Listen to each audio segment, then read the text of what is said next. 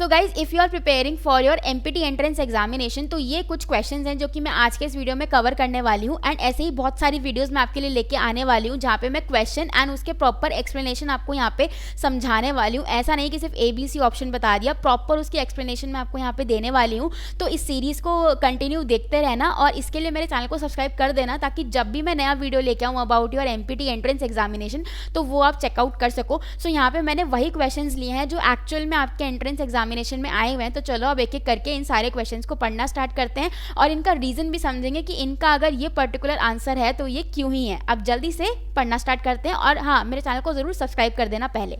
So the first question here is, given below are two statements. The second class lever is always efficient and has a mechanical advantage greater than one, and in second class lever effort arm is less than the resistance arm.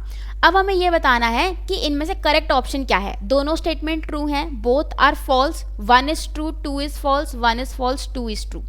अब यहाँ पे ये समझो कि second class लेवर में क्या होता है। फर्स्ट क्लास लेवर में तो हमें पता है कि जो हमारा फलक्रम है वो बीच में होता है, इधर वेट होता है एंड इधर एफर्ट होता है। इन सेकंड क्लास लेवर क्या हो जाएगा, फलक्रम साइड में आ जाता है, वेट बीच में आ जाता है एंड एफर्ट इधर आ जाता है। This is second class, this is first class. And third class lever के अंदर क्या होगा, this is the fulcrum, this is the effort and this is the weight. So this is third class lever. तो ये पहली statement तो बिल्कुल सही है कि जो सेकंड क्लास लेवर है उसमें हमेशा mechanical advantage greater than one आता है एंड ये एफिशिएंट होती है। In second class lever effort arm is less than resistance arm, यानी कि ये जो एफर्ट आर्म है ये लेस है देन द रेजिस्टेंस आर्म। तो ये स्टेटमेंट फॉल्स हो जाती है। क्यों? क्योंकि effort arm is always greater than the weight arm. यहाँ पे third option will be correct कि जो पहली स्टेटमेंट है वो तो ट्रू है बट सेकंड स्टेटमेंट है वो फॉल्स है क्योंकि इसका उल्टा होता है। सो this is again the thing which I have already explain. Next is the impingement. अब यहाँ पे असर्शन और रीजनिंग वाला क्वेश्चन है, ठीक है। Assertion is the impingement of soft tissues between the humeral head and the coracoacromial arch commonly occurs. हाँ, ये ठीक है, होता है ऐसा। And majority of the force of deltoid muscle if unopposed, this is an important point, causes upward translation of the humerus. So both A and R are true, and R is the correct explanation. Both A and R are true, but R is not the correct explanation. A is true, but R is false. A is false, but R is true. सो यहाँ पे देखो answer क्या हो जाएगा, option number 1। अब मैं बताती हूँ कैसे। अब ये यहाँ पे देखो तुम्हारी जो कोरैकोएक्रोमियल आर्च होती है, यूजुअली जब हम ह्यूमरल्स को, यानी कि जब हम ओवरहेड एक्टिविटी कर रहे होते हैं या फिर फ्लेक्शन एबडक्शन वाली एक्टिविटी, तो डेल्टॉइड की जो फोर्स है ना वो बहुत ज़्यादा होती है usually in abduction.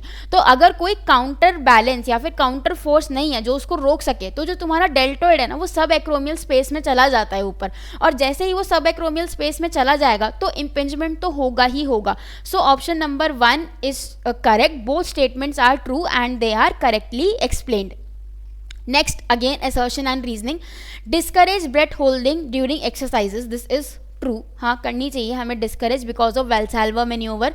Breath holding elicits Valsalva maneuver that stresses the cardiovascular system. This is also true and this is the correct explanation. भाई हमें ब्रेथ होल्डिंग क्यों डिस्करेज करानी चाहिए, इसीलिए करवानी चाहिए क्योंकि वेल्साल्वा मैन्यूवर ना हो। तो option number 1 will be the correct answer कि दोनों चीज़ें ट्रू हैं एंड जो रीजन है वो करेक्ट दिया गया है फॉर दिस पर्टिकुलर असर्शन, ठीक है। वेल्साल्वा मैन्यूवर आपको पता ही होगा, it is forced expiratory effort against a close glottis. So number 1 is correct.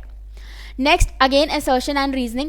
Abnormal lower limb biomechanics may predispose some individuals to pain on the anterior or medial border of the tibia shin splint.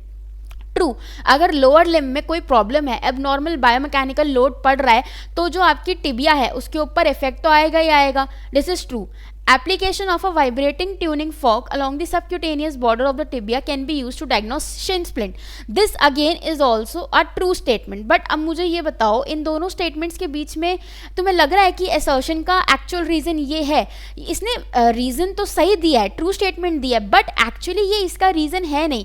Abnormal lower limb biomechanics तुम्हारी tibia पे असर डालती है, but कैसे असर डालती है, क्यों असर डालती है, कितना असर डालती है, वो इसने नहीं बताया। यहाँ पे इसने थोड़ा diagnosis के बारे में बता दिया कि हाँ भाई अगर हम वाइब्रेटिंग ट्यूनिंग फॉर्क को लगाएंगे तो हमें डायग्नोसिस मिल जाएगा।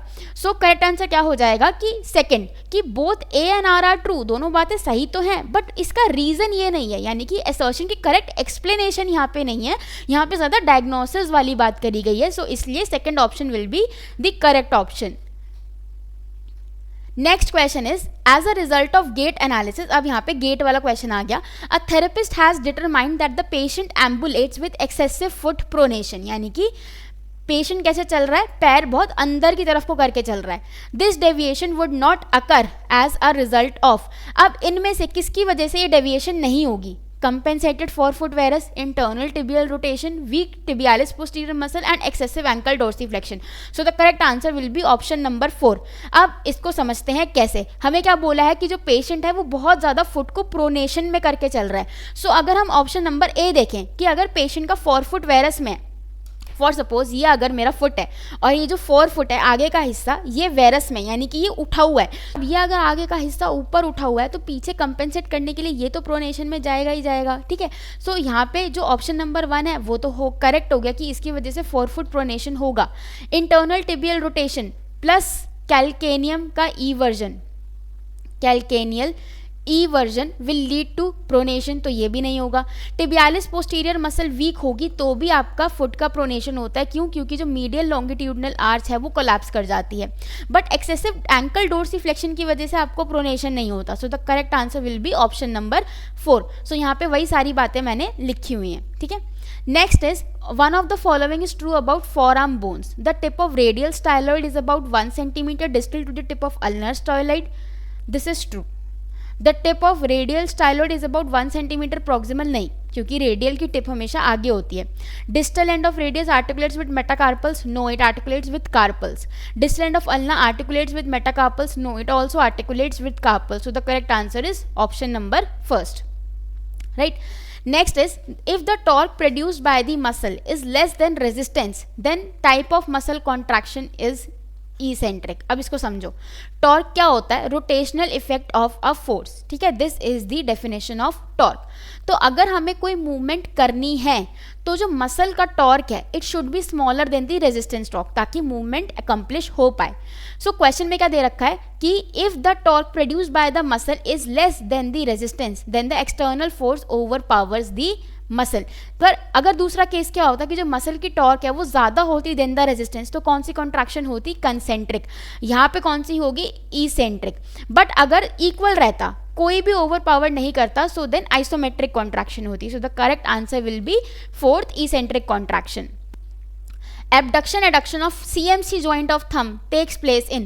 So this is the abduction adduction movement. I hope it is visible to you. This is the abduction adduction and this is the flexion extension and this is the abduction adduction.